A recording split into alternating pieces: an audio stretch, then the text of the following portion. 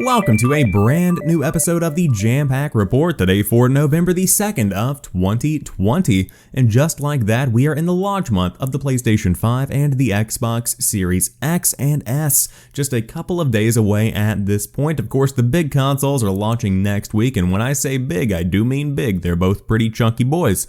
But if you do want to stay up to date with everything you need to know, subscribe to the Jampack Report on your platform of choice and keep coming back for the hottest news you need to know. However, over the weekend we got some pretty big news because the PlayStation 5's accessibility settings have been detailed, including those of its controller, the DualSense. Many of the PlayStation 4's accessibility settings will be available on PlayStation 5, including text-to-speech, inverting colors, and enabling custom button assignments, but PS5 plans to take it a step further. Quote, PlayStation 5 will offer a voice dictation feature to quickly input text without the use of a virtual keyboard, SIE wrote. Simply speak the words and they'll appear on screen. Screen Reader provides blind and low vision users with options to hear on-screen text, while deaf and hard of hearing users can type text messages which can be spoken out loud to other party members. These features will now support multiple languages on PS5 globally. Along with accessibility settings for button assignments and closed captions that were also available on PlayStation 4, PlayStation 5 additionally supports color correction, which allows users to adjust color, and in supported games, game presets will allow users to customize their common settings in advance. PS5 will also include improved audio enhancements to provide players with better spatial awareness. One of the biggest new features Sony is touting for the upcoming PlayStation 5 is the haptic responses on the PlayStation 5 DualSense controllers, but Sony cautions that players with injuries in their hands or joints should turn the feature off, which anyone can do through settings. According to a blurb in the PlayStation 5 instruction booklet, which IGN can verify, vibrations and trigger effects can be turned off using turned off using the accessories tab in the settings option. The PlayStation 5 booklet says, quote, do not use the vibration or trigger effect features if you have any ailment or injury to the bones, joints, or muscles of your hands or arms. The instructions continue. If you have an ailment or an injury, do not play titles with these features using the controller unless you have set those functions to off. The haptic feedback in the Sony PS5 DualSense controller is described as an immersion feature that goes well beyond rumble features. Common examples Sony previously offered when describing the DualSense include features like simulating the sand on a beach through vibrations or making the trigger buttons tenser to simulate pulling back on a bow. However, players with difficulties in their hands or joints due to injury or disability may not be able to comfortably use those features. While it may not be applicable to everyone, having accessibility options is incredibly important for those that do rely on them in their day-to-day lives, because it is going to be the way that people are able to play some of the biggest video games over the course of the next 7 to 10 years. And it's incredibly heartwarming, it's incredibly nice, for lack of a better term, to see Sony actively taking steps forward to ensure that everybody possible is able to play these games. And so on top of that, the DualSense is new technology. It is something that is groundbreaking, and so to see that accessibility is built into the DualSense controller and it's not holding people back from experiencing the games they want to play is another step in the right direction in my book. So if you do want to pick up a PlayStation 5, of course they are launching around the world next week, so stay tuned for that, but it is nice to see these features are included. Now, there have been reports and confirmations that DualSense does not work with PS4, but it works with PlayStation 3. What? PlayStation 5's new DualSense controller works with legacy PS3 consoles, but not PlayStation 4, it has been revealed. American consumers were able to purchase PS5 accessories this weekend, including the next-gen console's controller, and several owners tested its compatibility with various devices. As demonstrated by YouTuber Midnight Man, DualSense is not recognized at all by the PlayStation 4 console. However, the PS5 pad connects wirelessly to a PS3, likely due to that console's compatibility with generic Bluetooth controllers. PS4 players do have one option, however, to connect DualSense to their PC or Mac via USB and stream PS4 games via remote play. VGC, that's not an option.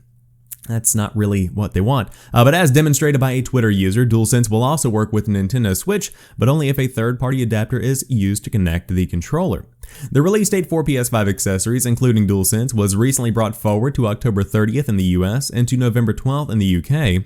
Sony has confirmed that PS4 controllers will not work with PS5 games. However, DualShock 4 will work with PlayStation 4 games via backwards compatibility, it said in a blog post.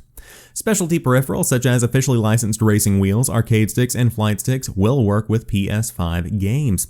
So there you have it. What a weird turn of events. Of course, I'm sure this is considered a generic Bluetooth controller, which is why the DualSense will eventually be fully compatible with PC as well. And so it is nice to know that if you have a gamepad, you can use it to in fact play games, but for some reason not on the PlayStation 4, which is a bit of a bummer since you can play PS4 games on PS5. You could just connect the DualSense to the console. But more news from the PlayStation universe. Unofficial PS5 Faceplate businesses are canceling orders after a threat of legal action from Sony. Well, this went downhill rather quickly, didn't it? A brand new company was planning on producing and selling a variety of unofficial PS5 faceplates. It would allow you to change the look of your new console by replacing the white shell with alternative colors or patterns. It's clearly something people are interested in, but unfortunately none more so than Sony's lawyers. Last week, the business was forced to change its name from PlayStation 5 to Customize My Plates, as well as remove all PS5 imagery from its website after the platform holder's legal team got in touch. However, Sony did not stop there. It's now made the company cease all orders of the custom faceplates, also it faced further legal action. Customize My Plates has now canceled and refunded any orders for the items. Instead, it's now selling vinyl skins as pictured above. You can apply to your PS5 and DualSense controller if you want a more colorful look. It seems that these are safe to order, so if you've been left without a custom shell, there are still options. Were you set to receive some unofficial PS5 faceplates? I personally was not, but I also don't want a vinyl sticker. That is not really ideal. The cool thing about these faceplates is that they were literally going to be able to be popped off of the PS5 and these black ones could replace them. That's what people are wanting. I don't really want to put this giant vinyl sticker on the side of my PlayStation 5. That's just my 2 cents. However, with that being said, it kind of is a bummer, but I also understand because Sony owns the rights to all of these as well, and so it is important to understand that they can do with it what they will. And so if they want to sell custom faceplates in the future, they probably want to be able to be the first kid on the block to be able to do that instead of this team of other creators. So we'll see where that all ends up, but Squadrons dev Motive is already working on a new Star Wars action game. That is according to a recently published job ad for the Montreal-based studio, which claims that it's also working on an original IP title.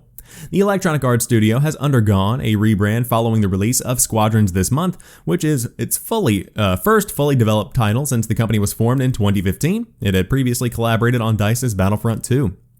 In a blog post published earlier this month, Motive GM Patrick Klaus detailed the studio's new mission to create games which empower players to create, experiment, live, and share their unique stories. He said, in the days leading up to the release of Star Wars Squadrons, you may have seen our refreshed brand logo, and that's what I'm here to talk more about. He added, in addition to Star Wars Squadrons, we are also working on several unannounced projects. Innovation is tough, but it's also exciting and energizing. With our new mission, we are trying a lot of things and testing many ideas which you can't get attached to, as iteration and experimentation are healthy and a key to finding something great. The team is super talented, and we are all still striving to make aspirational games that push the boundaries of what players expect now and into the future. Electronic Arts CEO Andrew Wilson recently said the company intended to double down on the Star Wars license following a string of recent successful game releases. Of course, they're talking about Star Wars Jedi Fallen Order. On top of that, you have Battlefront 2, which had a pretty big redemption arc, and more. So, Squadrons was a game that has been pretty well received. It's kind of a budget flight simulator in a way. I plan on picking it up on Black Friday, where I've seen it as low as $20, which seems like a pretty good sweet spot for that title. But it seems that Motive is already working on another Star Wars action game. We'll have to wait and see more details, but it is nice to see they have not been pulled from the project because, again, I think Motive is a pretty solid studio, if Squadrons is anything to say for their work ethic. Now moving on to another space-style game, sort of. That was a pretty good segue, right? Nintendo's Retro Studios will reportedly invest $500,000 in a headquarters expansion. I would read into this, but ultimately $530,000 has been sent to Retro Studios for an expansion of its office because of, supposedly, the development of Metroid Prime 4. The Austin, Texas-based developer plans to invest the figure into building out 40,000 square feet of office space by next summer, according to data published by U.S. sales intelligence firm Intelligence 360. Retro has had 3 headquarters since it was formed in 1998, starting out in the home of its founder Jeff Spangenberg, before moving to its first office building, where it stayed until its next move in 2011. For the past 18 months, Retro has actively hired for Metroid Prime 4, the project it took on from another unnamed developer in early 2019 after Nintendo decided to restart development from the beginning. So it sounds like things are beginning to shake up over there at Retro Studios, maybe add some more space, bring in some more devs, and get back to work on Metroid Prime 4. And this is one of those games that there are a lot of people out there looking forward to it. So hopefully everything is going well with the development. We have not seen too much, but maybe 2021 will be the year. Now, of course, as I said, we are coming up on the next generation of consoles, and the Xbox Series X and S launch celebration has been set for November the 10th. Microsoft will be hosting a live celebration of the launch of the Xbox Series X and Series S on Tuesday, November the 10th, the console's global launch day. The platform holder, however, cautioned that you should not expect any big news on the show.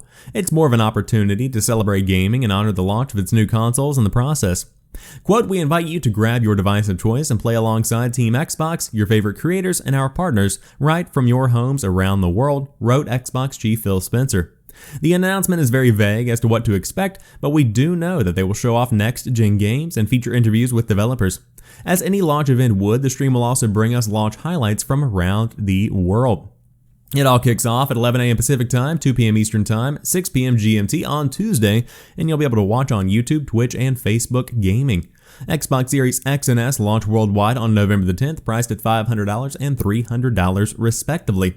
Right off the bat, I guarantee you the entire comment section is going to be filled with this console war piddly bullshit. But ultimately, when it comes to the actual event itself, I'm very excited about this because it is exciting. It is the cusp of a new generation. This is the new technology that is going to be the foundation of gaming for the next 7 to 10 years.